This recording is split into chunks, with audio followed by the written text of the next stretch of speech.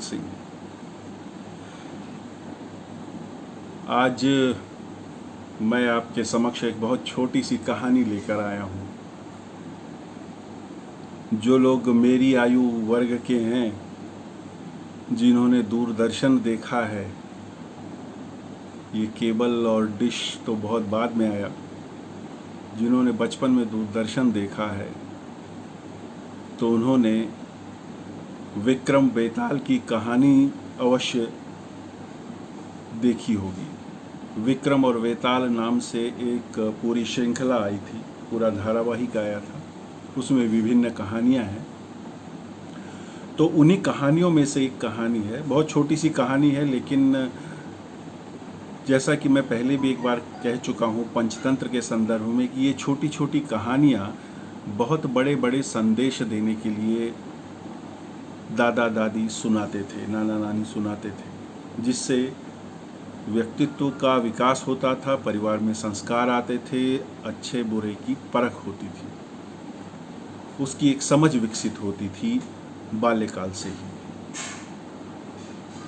क्योंकि हमारे जीवन में कई बार बहुत ऐसे प्रश्न आते हैं जहाँ पे हम थोड़े पशोपेश में पड़ जाते हैं कि क्या सही है क्या गलत है।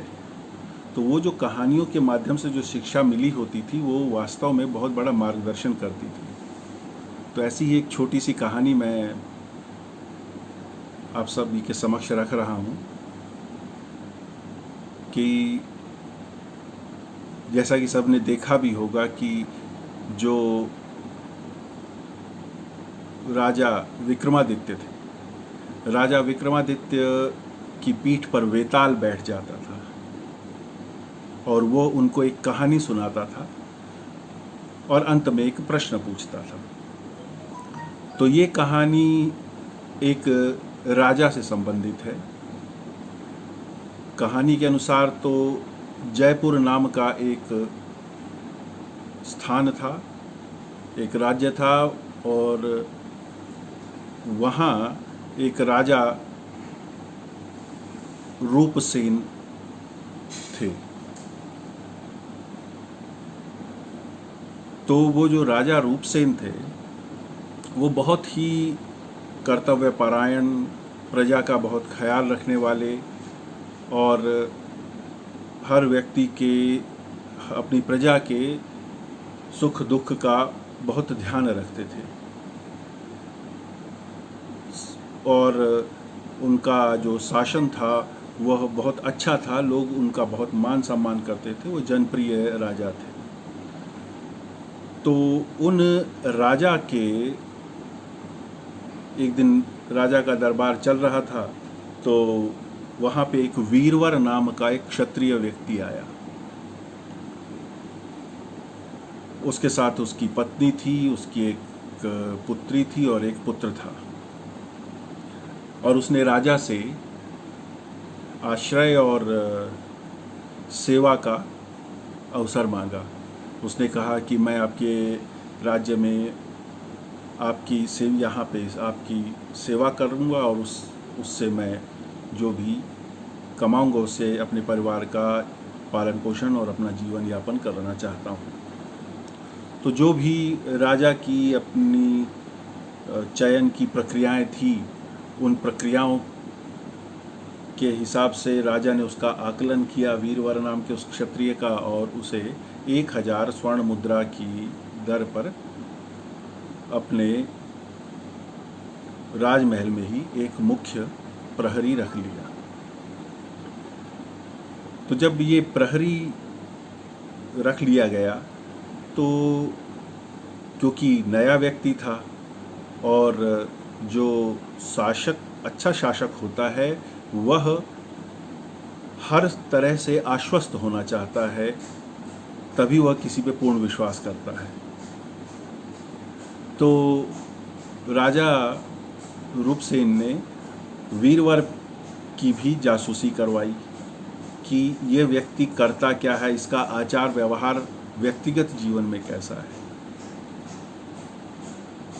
तो जो उनके जो गुप्तचर थे, राजा रूपसेन के, उन्होंने बताया कि यह व्यक्ति तो बहुत ही धर्मपरायण है, यह जो भी कमाता है उसमें से कुछ हिस्सा मंदिर इत्यादि में दान कर देता है और उसके बाद जो कुछ बचता है उससे अपने परिवार का पालन पोषण करता है और बहुत ही निष्ठा से अपनी ये जो नौकरी है, ये जो प्रहरी की, अपने रक्षक की जो नौकरी है उसका ये कार्य करता रहता है, उसका अपने कर्तव्य का निर्वहन कर रहा है। तो राजा और प्रसन्न हुए। एक रात क्या हुआ कि बहुत तेज वर्षा पड़ रही थी, आंधी तूफान आया हुआ था और किसी स्त्री के रोने की आवाज आ रही थी।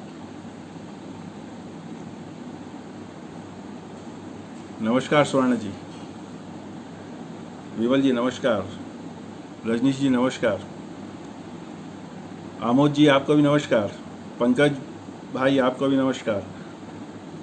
हाँ, तो एक रात क्या हुआ कि वो जो वीरवर था, वो उसकी जिसे हम कहेंगे नाइट शिफ्ट थी और बहुत तेज आंधी तूफान आ रहा था। तो क्या हुआ कि अब वो देख रहा था कि भाई आंधी तूफान बहुत तेज है और जब खासकर जब वर्षा ऋतु में तेज आंधी तूफान आता है तो थोड़ा सा वैसे भी मन में भय उत्पन्न हो जाता है। तो उसे अचानक किसी स्त्री के रोने की आवाज सुनाई दी वीरवर को, और क्योंकि आंधी तूफान था और स्त्री के रोने की आवाज आ रही थी तो राजा को भी नींद नहीं आई हुई थी, तो वह भी अपना टहल रहे थे अपने राजमहल में। तो उन्होंने देखा कि ये जो स्त्री के रोने की आवाज आ रही है तो इस पर वीरवर उस दिशा में जाने लगा। राजा ने भी सोचा कि यह अकेला जा रहा है और ये अनजानी आवाज़ इतनी रात में इस आंधी तूफान में आ रही है तो कहीं कोई किसी प्रकार का संकट न हो, तो राजा भी पीछे पीछे छुप छुप के चलने लगा। तो एक स्थान पर देखा कि एक स्त्री रो रही थी। वीरवर उस स्त्री के पास पहुंचा और बोला कि देवी आप कौन हो और आप रो क्यों रही हैं? तो उस देवी ने बोला कि मैं इस राज्य की लक्ष्मी हूँ, मैं राज्य लक्ष्मी हूँ और मैं रो इसलिए रही हूँ क्योंकि कुछ ही दिनों में राजा रूपसेन का जीवन का अंत हो जाएगा और मैं आश्रयहीन हो जाऊंगी। देखिए, ये एक समझने की बात है कि लक्ष्मी को कहाँ रहना है, क्योंकि लक्ष्मी के बारे में कहा जाता है, हमारे शास्त्र में कहा जाता है कि लक्ष्मी चंचल होती है, वो एक स्थान पे रुकती नहीं है। और अर्थशास्त्र भी ये कहता है कि जो धन है वो सर्कुलेशन में रहना चाहिए, चलते रहना चाहिए। लेकिन चलते रहने के बावजूद उसके अतिरिक्त भी धन का एक संचय आवश्यक है और वह संचय निरंतर बना रहे, उसके लिए एक योग्य शासक की आवश्यकता होती है।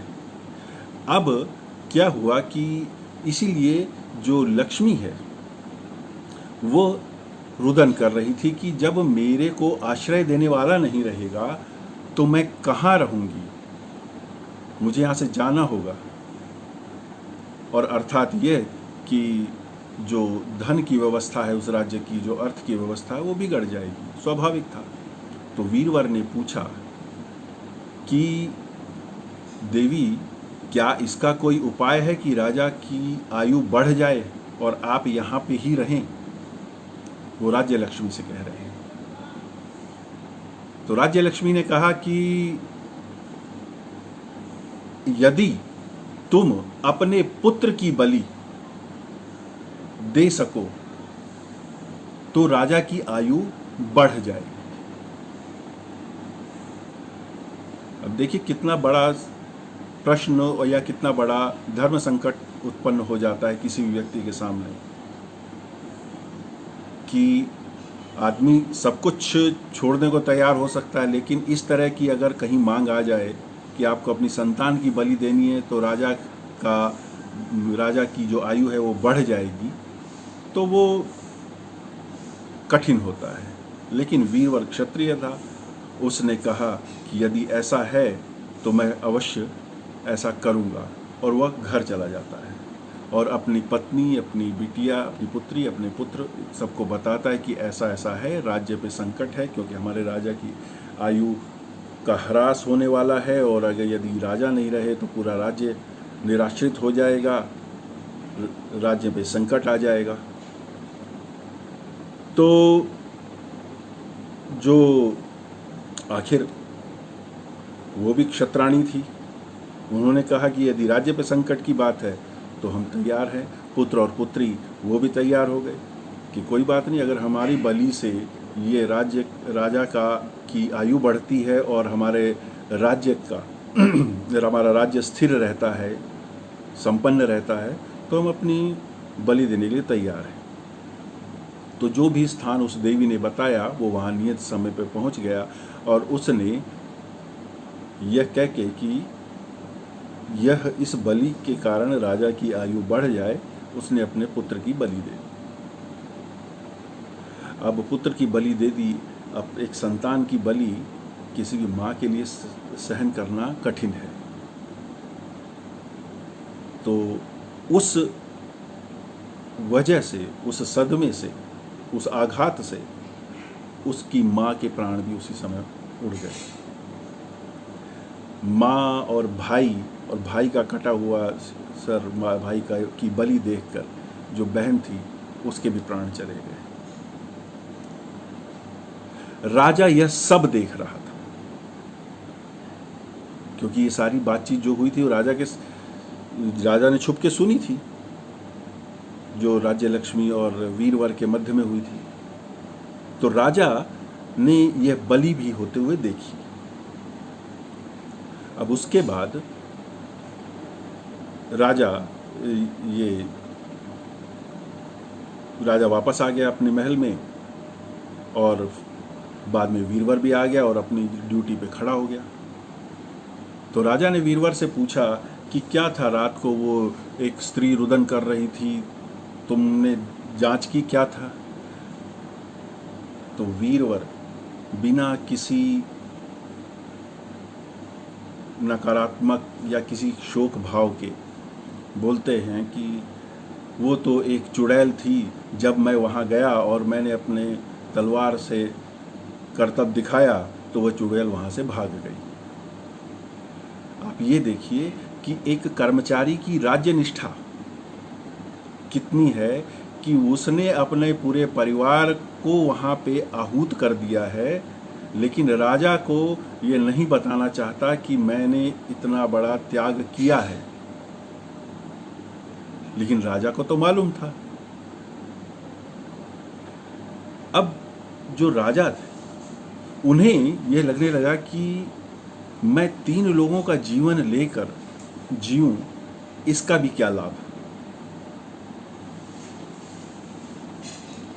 तो उन्होंने तलवार उठाई और उसी स्थान पे चले गए और अपनी बलि देने लगे, अपनी बलि देने की कोशिश करने लगे। जैसे भी मतलब कि अब मैं अपने प्राण त्यागता हूँ, क्योंकि मेरे कारण मेरे जीवन के लिए 3 जीवन चले गए। तो जैसे ही वो बलि देने लगी, राजा रूप से राज्य लक्ष्मी प्रकट हो गई और उन्होंने राजा को रोक लिया कि आप ऐसा मत कीजिए। तो राजा रूपसेन ने कहा कि आप जानती हैं कि मेरे जीवन को, मेरे आयुष्य को बढ़ाने के लिए 3 लोगों ने बलि दे दी है और मुझे बताया भी नहीं है, तो मैं इस तरह के जीवन में जी के क्या करूँगा। तो उन्होंने बोला कि तुम्हारी इस त्याग और जो आप प्रजा प्रेम है, इससे मैं प्रसन्न हूँ, तुम मांगो क्या वर मांगते हो। तो उन्होंने कहा कि जिन 3 लोगों ने मेरे लिए बलि दी है उन्हें आप पुनः जीवित कर दीजिए। तो देवी ने उन्हें जीवित कर दिया। ये तो थी कहानी। अब इसके बाद वेताल प्रश्न पूछता है कि राजा विक्रमादित्य से कि इनमें से वीरवर का परिवार और राजा, इनमें से किसका त्याग बड़ा है?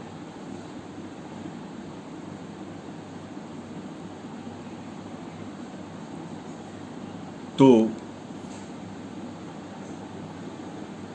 ये कोई भी व्यक्ति, मतलब अब मैं आपको बता रहा हूं तो आप लोग भी सोचने लगे होंगे कि किसका त्याग बड़ा है।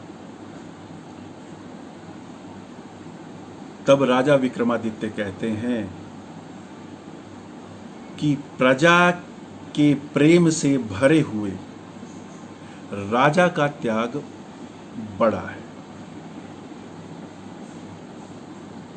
हाँ, मैं बीच में कहानी भूल गया। उसमें क्या हुआ कि जब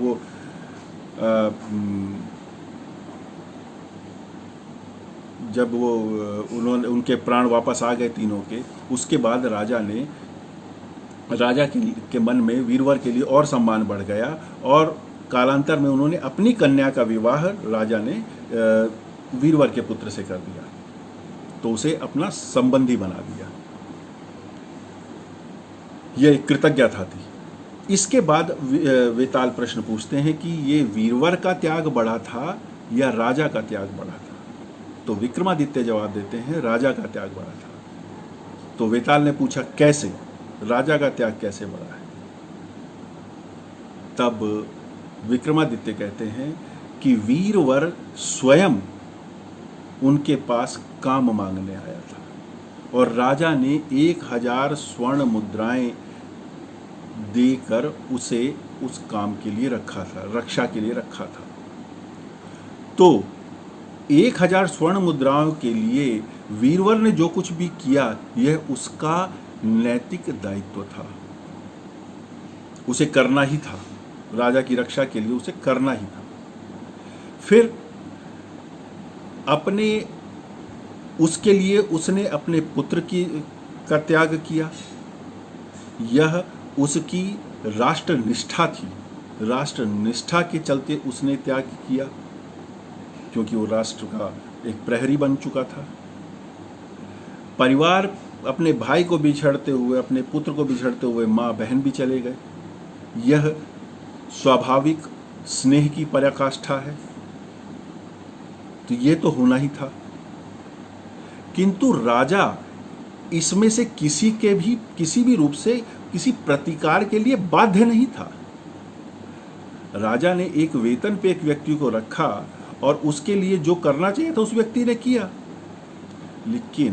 किंतु राजा को जब ये पता था कि इसने राज्य की रक्षा के लिए या मेरी रक्षा के लिए अपना सब कुछ त्याग कर दिया है, सब कुछ बलि कर दिया है, तो कृतज्ञता और प्रेम स्वरूप राजा ने भी उसका संपादन उसी रूप में किया, जबकि उसकी किसी की भी प्रकार से न कोई संवैधानिक बाध्यता थी, न कोई अन्य प्रकार की, केवल एक प्रेम की बाध्यता थी, एक उसके किए गए त्याग के संपादन की बाध्यता थी, अगर वो भी मानता तो। अन्यथा एक सैनिक है, उसने अपना कार्य किया, उसमें उसको नुकसान हो गया, उसका जीवन चला गया, कोई बात नहीं, ये तो होता है। किंतु राजा ने उसका सम्मान किया और स्वयं अपने प्राण देने चला गया कि इस जीवन का लाभ नहीं जो दूसरों की बलि के कारण मैं पा रहा हूं। राजा को अपना जीवन देने की आवश्यकता नहीं थी, लेकिन राजा अपना जीवन देने के लिए तत्पर हो गए। और जब उनको वापस जीवन दान मिल गया, जो जिन तीनों की बलि हो गई थी, जिन तीनों के प्राण चले गए थे, वीरवर की पत्नी, पुत्री और पुत्र के, तो राजा ने फिर उस संबंध का भी, उस त्याग का सम्मान किया जो उस पुत्र ने किया था, वीरवर के पुत्र ने किया था, अपनी पुत्री देकर। इसलिए त्याग राजा का बड़ा है। ये एक कहानी थी जो मैं आज सुनाने का मन किया, तो मैंने आपके समक्ष आने का निर्णय लिया था।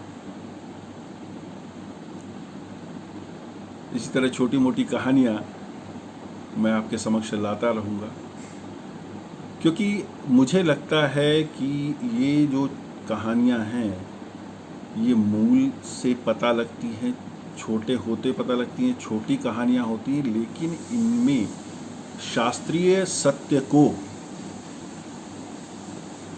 एक रूपक देख के, एक नाटक की शैली देकर, हालांकि चरित्र सही वास्तविक चरित्र हैं ये, ऐसा नहीं है कि वो गलत है, लेकिन फिर भी उनको एक ऐसा रोचक रूप दे दिया जाता है कि हमें पढ़ने में भी मज़ा आता है और ज्ञान भी मिल जाता है। तो बस आज के लिए इतना ही। नमस्कार।